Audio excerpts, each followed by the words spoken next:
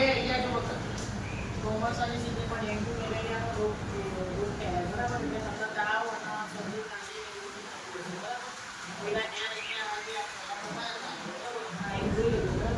નાના નાના જે જીવત પડતી હોય એવું થાય છે તમારા ઘરમાં ખુલ્લા હોવા જવાના પર બરાબર.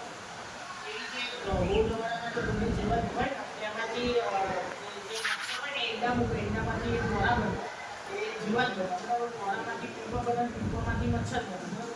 એ મચ્છર આપણને કરનાર એટલે આપણને ડેન્ગ્યુ મેલેરિયા તાવ અને એવું બધું થાય બરાબર. આ માછલી છે બરાબર. તમારા ઘરે દૂધનો પીવાનું પાણી હોય એમાંથી દૂધો પૂરવાનું હોય એમાં માછલી નાખી દો એટલે એ મોરાના થઈ જાય.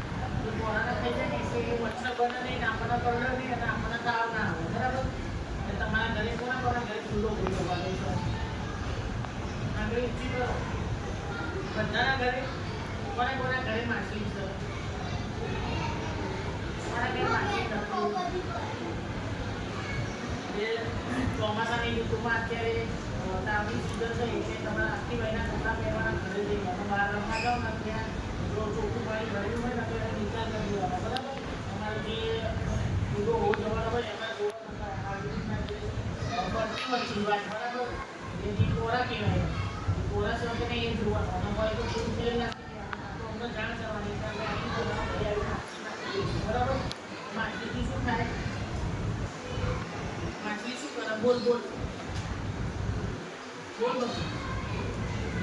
માછલી પુરાની થઈ જાય એટલે મચ્છર બને ને એનાથી આપણને રોગચાળો ફેલાય નહીં.